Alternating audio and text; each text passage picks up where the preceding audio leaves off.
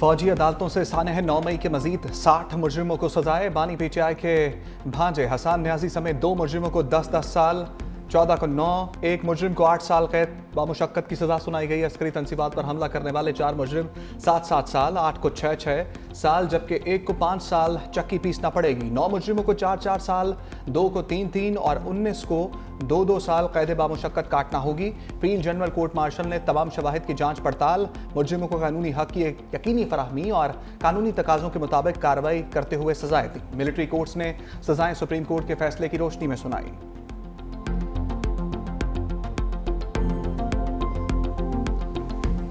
तरीके से मुल्क के दिफाई इदारों को कमज़ोर करने की कोशिश की गई और मुल्क की दिफाई तनसीबात पर हमले किए गए, ये बाकायदा एक मजमूम साजिश थी बानी चेयरमैन पीटीआई की तरफ से। और ये मास्टरमाइंड जो थे इस सारे हमलों के, वो बानी चेयरमैन पीटीआई थे। और ये जो 60 मुजरिमान जो आज कैफरे किरदार तक जिनका केस पहुंचा है, फैसले को ना सिर्फ हम वेलकम करते हैं बल्कि हम समझते हैं कि इंसाफ का बोल बाला हुआ है। और इंसाफ का बोल बाला होने के साथ साथ अब मुल्क के अंदर कोई भी जुर्रत नहीं करेगा कि वो दिफाई तनसीबात पे हमला करे। हुकूमत की जानिब से फौजी अदालतों की सजाओं का खैर मकदम, 9 मई के मास्टरमाइंड और मंसूबा साजों को भी कैफरे किरदार तक पहुंचाने का मुतालबा। वफाकी वज़ीर इत्तलात अता तारड़ ने कहा, 9 मई के मुजरिमों का फेयर ट्रायल किया गया। फौजी अदालतों में किसी आलमी कानून की खिलाफ वर्जी नहीं हुई। फौजी अदालतों में मुल्जिमान को अपील का हक भी हासिल है। कोई चीज मावरा आइन और मावरा अदालत नहीं हुई। हम आलमी फोरम्स के तमाम कवानीन पर अमल दरामद कर रहे हैं।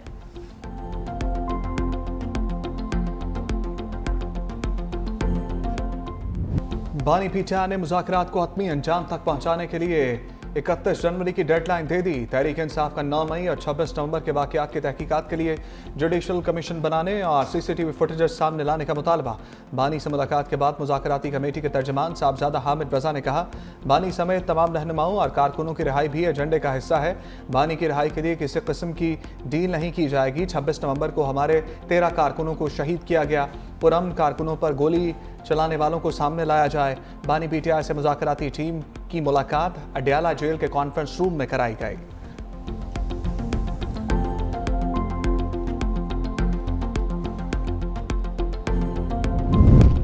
बानी पीटीआई के बदले आफिया सिद्दीकी की रिहाई की कोई तजवीज़ ज़ेर गौर नहीं। किसी एक शख्स के बयानात पर कोई राय नहीं दी जा सकती। रिचर्ड ग्रेनेल की ट्वीट्स और बयानात पर तर्जुमान दफ्तर खारजा का रद्द अमल। कहा, अमरीका से बाहमी एहतराम, मसावात और एक दूसरे के मामलात में अदम मुदाखलत पर ताल्लुकात बरकरार रखना चाहते हैं। पाकिस्तानी आइन और कानूनी निज़ाम में अपने मसाइल के हल की सलाहियत मौजूद है। अमरीकी सदर की तकरीब हल्फबरदारी में वज़ीर खारजा की शिरकत का इल्म नहीं। सिक्योरिटी इदारे सरहदी इलाकों में दहशतगर्द ग्रोहों के खिलाफ ऑपरेशन करते रहते हैं। अफगानिस्तान में मौजूद दहशतगर्द ग्रुपों के खिलाफ दोनों ममालिक की जानिब से कार्रवाई की ज़रूरत है।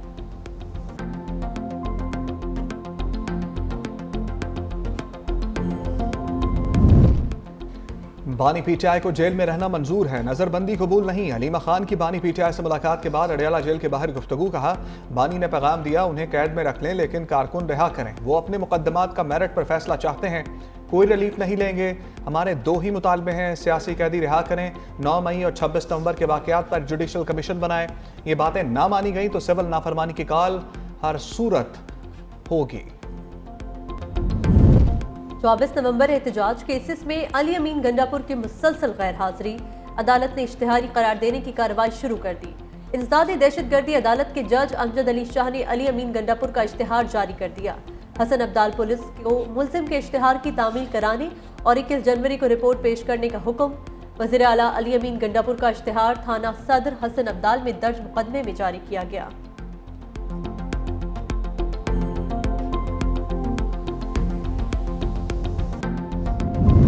अडयाला जेल में तोशाखाना 2 केस की समाअत। बानी पीटीआई और बुशरा बीबी कमरा अदालत में पेश। वकला की अदम मौजूदगी के बायस प्रोसिक्यूशन के गवाह का बयान रिकॉर्ड ना हो सका।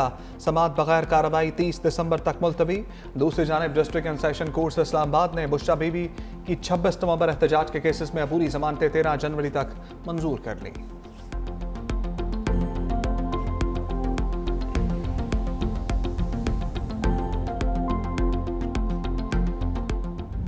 इस इकोनॉमी को एक सस्टेनेबल लेवल पे लेके जाना है, उसको सस्टेनेबल डेवलपमेंट की तरफ लेकर जाना है। हमने इसको कम से कम 13.5% पे लेके जाना है टैक्स टू GDP। कि अगर इंटरनेशनल प्राइसेस नीचे आ रही हैं, पेट्रोलियम प्राइसेस नीचे आ रही हैं, ट्रांसपोर्टेशन प्राइसेस नीचे आ रही हैं, तो यहाँ जो माश की दाल और चने की दाल और मुर्गी यहाँ क्यों ऊपर बढ़ रही है? हुकूमत टैक्स नेट बढ़ाने के लिए कोशां 1,69,000 मालदार अफराद को नोटिस जारी। वजीर खजाना मोहम्मद औरंगजेब कहते हैं टैक्स रेवेन्यू और टैक्स नेट बढ़ाने के लिए जो कुछ हो सका करेंगे। IMF प्रोग्राम को मुकम्मल किया जाएगा। आइंदा 3 साल में टैक्स टू GDP रेशो 13% तक ले जाएंगे। आम आदमी पर सबसे बड़ा टैक्स महंगाई है। इस बीमारी पर काबू पाना है तो खसारों पर काबू पाना होगा। वजीर आजम के इकदाम से महंगाई की शरह बहुत नीचे आ गई। FBR की डिजिटाइजेशन का अमल आखिरी मराहिल में है।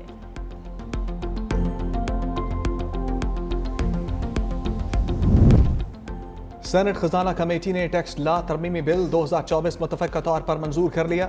चेयरमैन FBR ने कहा नए टैक्स कवानीन से 95% शहरी मुतासर नहीं होंगे। हमारा हदफ ज़्यादा काबिल टैक्स आमदन रखने वाला 5% तबका है। चेयरमैन कमेटी सलीम मांडवीवाला के सवाल पर चेयरमैन FBR ने बताया ट्रैक एंड ट्रेस सिस्टम बेहतरीन काम कर रहा है।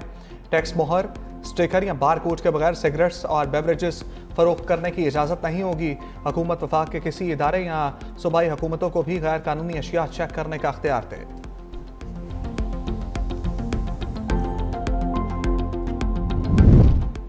पारा चिनार की सूरत हाल पर ग्रैंड अमन जिरगा फिर से शुरू हो गया।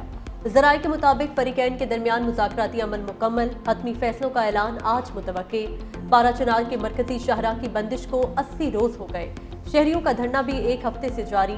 बंद रास्ते खोलने के लिए 48 घंटे की डेडलाइन। रास्ते ना खुलने पर पूरा मुल्क बंद करने की धमकी भी दे दी।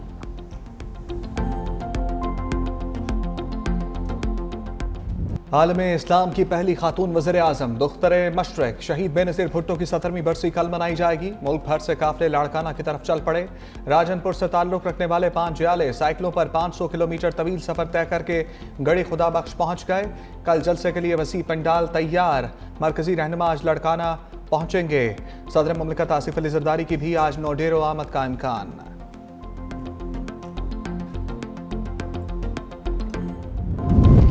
सिंध हुकूमत रेड लाइन मंसूबे की जल्द तकमील के लिए मुतहर्रिक। सीनियर वजीर सिंध शर्जील मेमन की ज़ेर सदारत इजलास। रेड लाइन मंसूबे की पेशरफ्त का जायजा। कहा रेड लाइन BRT मंसूबा कराची के मुसाफिरों के लिए गेम चेंजर है। मजीद ताखीर के मुतहम्मिल नहीं हो सकते। रेड लाइन BRT मंसूबा 26 किलोमीटर पर मुहीत और कराची के वसी तर मास ट्रांसिट मंसूबे का संगे बुनियाद है। शर्जील इनाम मेमन की महकमा ट्रांसपोर्ट को यूटिलिटी सर्विस फराहम करने वालों के साथ करीबी राबता बरकरार रखने की हिदायत।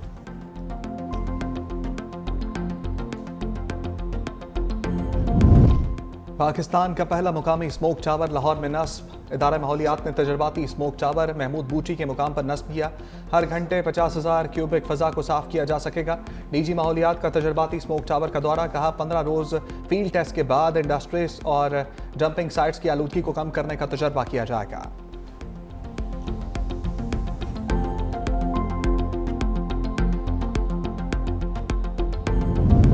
पहले टेस्ट मैच में ही पाकिस्तानी बैटिंग लाइन लड़खड़ा गई। 200 रन पर 9 खिलाड़ी पवेलियन लौट गए। कामरान गुलाम 54 रन बनाकर टॉप स्कोरर रहे। आमिर जमाल 28, रिजवान 27 रन बनाकर नुमाया। शान मसूद 17, साइम अयूब 14, बाबर आजम 4 और सऊद शकील 10 रन बना सके। रोटीज की जानिब से पीटरसन और बॉश ने 2-2 विकेटें हासिल की।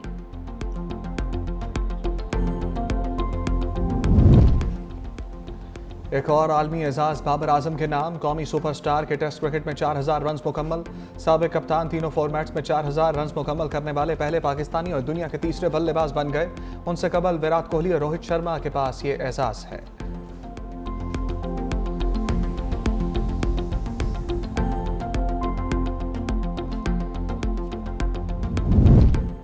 बॉक्सिंग डे टेस्ट के पहले रोज कैंगरूज ने 6 विकेट पर 311 रन बना लिए। सैम कॉन्स्टास ने 2 छक्कों और 6 चौकों की मदद से 7 रन की शानदार इनिंग्स खेली। स्टीव स्मिथ 68 रन के साथ क्रीज पर मौजूद। भारतीय कप्तान जसप्रीत बुमराह ने 3 विकेटें हासिल की।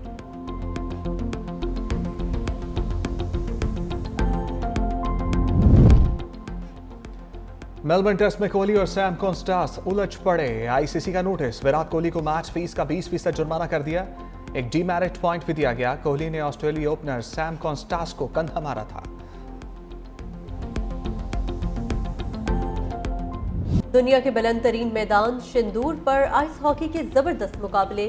लोअर और अपर चित्राल से 40 से ज्यादा खवातीन खिलाड़ी भी आइस हॉकी, कर्लिंग और स्पीड स्केटिंग के मैचेस में शरीक। आइस स्पोर्ट्स चैलेंज मुकाबलों के फाइनल मैचेस 28 दिसंबर को खेले जाएंगे।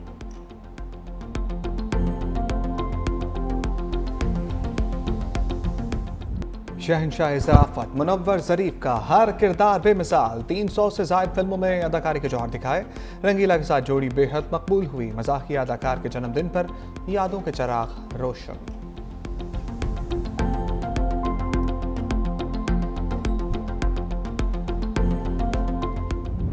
और इश्क के बाब में सब जुर्म हमारे निकले। मोहब्बत की खुशबू को अशार में बसाने वाली परवीन शाकिर को दुनिया छोड़े 30 बरस बीत गए।